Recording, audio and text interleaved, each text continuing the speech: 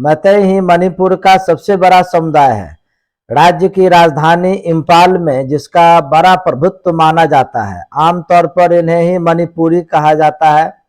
मणिपुरी की जनसंख्या का जिक्र किया जाए 2011 की जनगणना के अनुसार मणिपुर की आबादी का 64% हिस्सा मणिपुरी यानी मैतेई का है। इसमें हैरान करने वाली बात यह है कि इतनी संख्या होने के बावजूद मणिपुर की भूमि के करीब 10% हिस्सा पर ही उनका कब्जा है।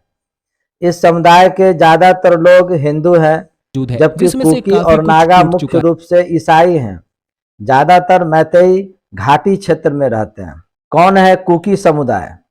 मणिपुर और मिजोरम राज्य के दक्षिण पूर्वी हिस्से में रहने वाली एक जनजाति कुकी है। कई पहाड़ी जनजातियों के समूह को मिलाकर कुकी कहा जाता है, जो म्यांमार, बांग्लादेश में भी पाए जाते हैं।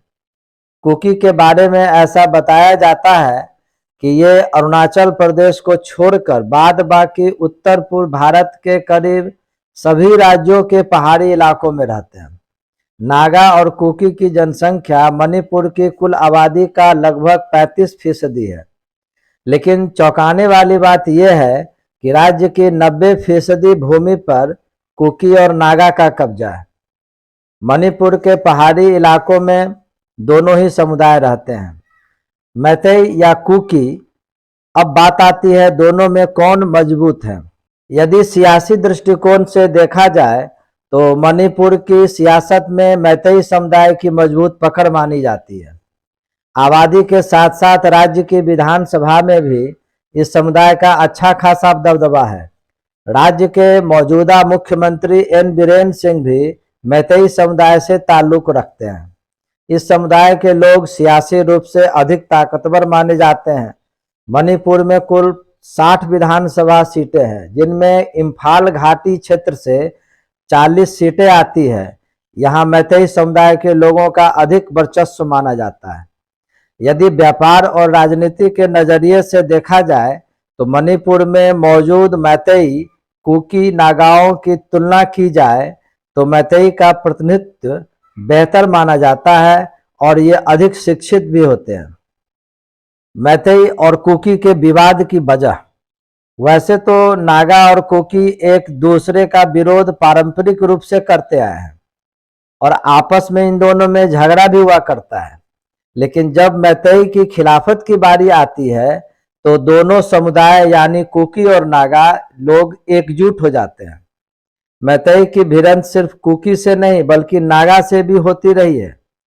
यदि पुरानी बातों को याद किया जाए तो मैतेई राजाओं ने ही कुकी को मणिपुर की पहाड़ियों पर बसाया था।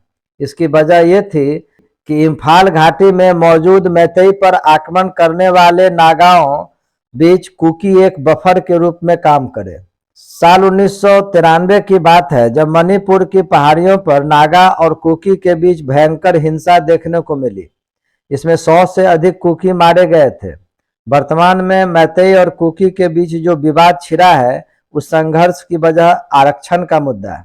मैतेई समुदाय के लोग लंबे समय से आरक्षण की मांग कर रहे हैं। चूंकि पहाड़ियों में रहने वाले कुकी समुदाय के लोग अनुसूचित जनजातियों के लिस्ट में शामिल हैं, लेकिन मैतेई को सरकार ने उस सूची में जगह नहीं दी है।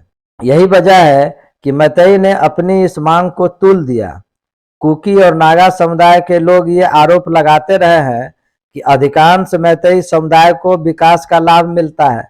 इस विवाद ने उस वक्त तूल पकड़ लिया जब राज्य सरकार को मणिपुर हाईकोर्ट ने अनुसूचित जनजाति में मैतेई समुदाय को शामिल करने के लिए केंद्र को एक प्रस्ताव भेजने को कहा था। यह जगजाहिर है कि कुकी और नागा इसके खिलाफ है कि मैतेई को एसटी का दर्जा मिले।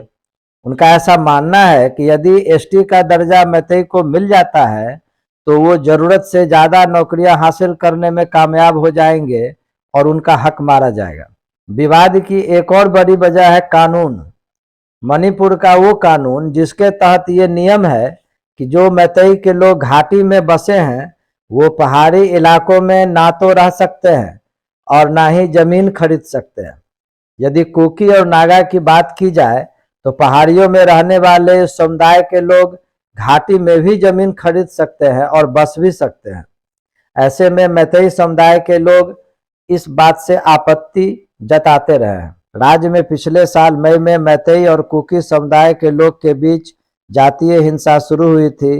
इसमें 200 से अधिक लोगों की मौत हुई थी। 4 मई 2023 की बात है, जब मणिपुर की 2 महिलाओं के कपड़े उतारे गए, नग्न किया गया, नग्नावस्था में घुमाया गया, पीटा गया, एक साथ गैंग रेप की वारदात को अंजाम दिया गया। इंसानियत की हत्या करने वाले दरिंदों के खिलाफ कार्रवाई करने और उन्हें पकड़ने और इन महिलाओं को इंसाफ दिलाने के बजाय उस वक्त ये घटना छिपा ली गई थी। करीब 2.5 महीने बाद जब वीडियो वायरल हुआ, तब दुनिया की इस घिनौनी करतूत से रूबरू हुई और यह बात जब जाहिर हुई कि मणिपुर में इंसानियत मर चुकी है। खुद सुप्रीम कोर्ट को इस मामले में हस्तक्षेप करना पड़ा और अदालत ने ये चेतावनी दी कि कुछ करिए वरना हम करेंगे। दोस्तों, अगर वीडियो अच्छा लगे तो लाइक करें और सब्सक्राइब करें।